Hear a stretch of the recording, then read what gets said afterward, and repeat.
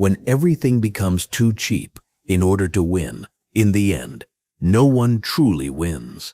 For many years, China's rise seemed unstoppable, a universal manufacturing machine built on uncompromising efficiency, a system running with masterful precision, cities that never blink, production lines glowing through the night, prices falling year after year, until Western competitors finally left the race. Behind this was disciplined production, enormous scale, and meticulous planning, a nation that turned the labor of its people into immense economic power. But all of this had a price. China's greatest strength, producing everything faster, cheaper, and at larger scale, eventually became the very thing pulling it downward. Welcome to Archives of Money, where the hidden mechanics behind money are revealed. What happened to China is also the story of how modern capitalism works, a system that rewards growth, yet often destroys its own future. What happens when one of the world's largest economies pushes efficiency to its absolute limits,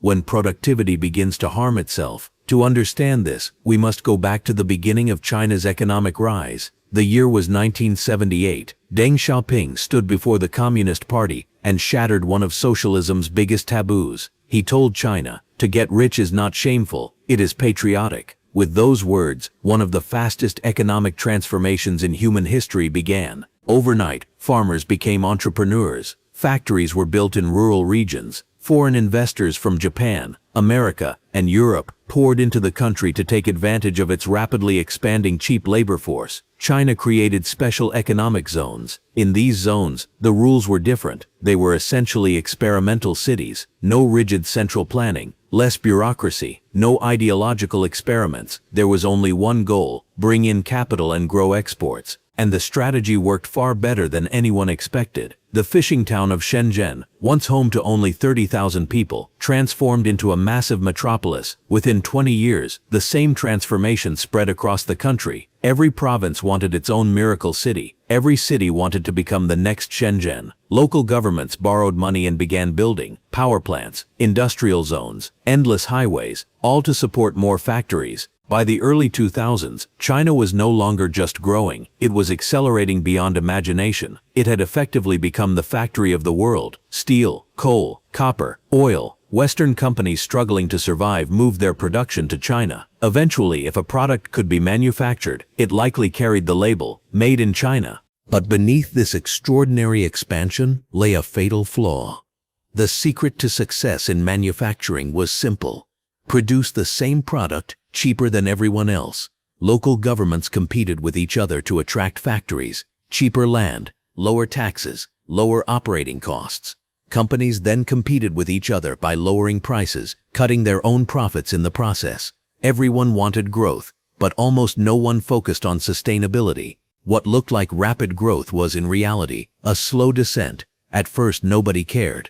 The system seemed to work perfectly. Workers kept arriving from rural areas. Even wages far below Western standards were enough to attract labor willing to work 12 hours a day. Factories ran 24/7. Ports never stopped moving cargo. Western consumers got what they wanted: T-shirts under $10, electronics at historically low prices. People became used to abundance. China's economy exploded, but eventually the system began to strain. Too many shopping malls, too many factories, too much supply chasing too little demand. Local governments now had massive debts from all the construction. To repay them, they built even more factories. By 2015, China had become the world's largest steel producer. Industrial regions were producing far more than global demand required. Factories worked like ants, and with that level of production, prices began to collapse. But this time the problem wasn't innovation, it was desperation. Factories kept producing even when profits disappeared. Production actually accelerated. Many believed higher volume would offset falling prices. It didn't. This phenomenon eventually gained a name: involution. Not just working harder for less money, but producing more and earning less at the same time. Competition was no longer about innovation, it was about survival. China's new economic symbols were supposed to be solar panels, electric vehicles, rechargeable batteries. But soon these industries also entered brutal competition. State-backed companies sold the same products. Prices kept falling. Each company tried to undercut the others. Profit margins disappeared, yet production never stopped. No matter what happened, the machine kept running, a cycle that fed itself. Lower prices destroyed profits across the industry. Consumers, of course, benefited the most, but eventually people realized something. Extremely cheap products do not always create prosperity. China had become trapped inside its own production machine. Efficiency had taken control of the system. This was no longer innovation. It was the sound of a collapse. And in any collapse, someone eventually pays the price. Today, solar panels produced in China sometimes sell below their manufacturing cost. Electric vehicles accumulate in parking lots waiting for buyers. Technology companies fight each other in an increasingly crowded domestic market. Prices fall below expectations. Industrial profits in China dropped by more than 20%. When everything becomes too cheap, even the state stops winning. This wasn't capitalism working too well. It was capitalism consuming itself.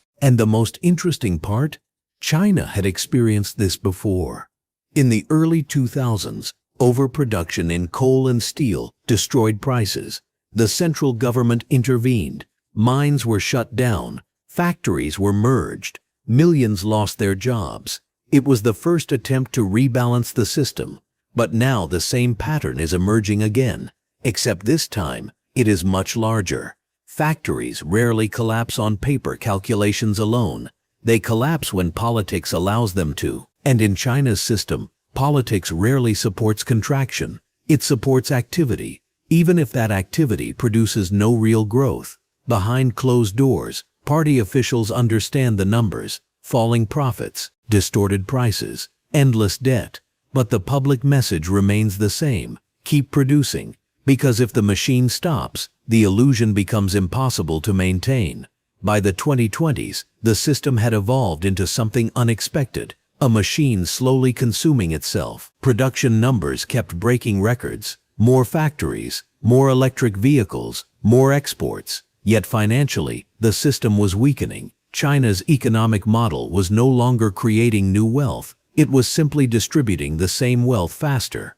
Economists call this overcapacity. But in China, excess production is not necessarily a mistake. It is often policy. Take the solar industry. In 2023, China produced nearly 3 times the solar panels the world needed. Prices collapsed by 50%. Small companies went bankrupt, but the largest firms survived. Because in China, large companies often operate under stronger state support. The same pattern appeared in electric vehicles. China dominated the industry, but the domestic market was becoming crowded. Companies kept lowering prices. Competitors lowered them further. A race to the bottom. The government stepped in with subsidies. Still, relentless production and shrinking margins pushed industrial profits down more than 20%. Exports remained strong. Factories remained active, but profits were disappearing. On paper, the economy looked strong. Inside, pressure was building. And here is the crucial point. This was not entirely accidental. Part of it was intentional. China's long-term strategy was simple. Flood markets with products. Sell cheaper than anyone else. Drive competitors out. Western corporations could rarely sustain such strategies. Shareholders demanded short-term profits. China had something different: time. Once the world became dependent on Chinese manufacturing, the state could theoretically raise prices and control the market. This strategy had worked before. Steel, rare earth elements, shipbuilding. First lower prices, then dominate the market. But this time the stakes were much larger. The key industries of the 21st century were at play: lithium batteries,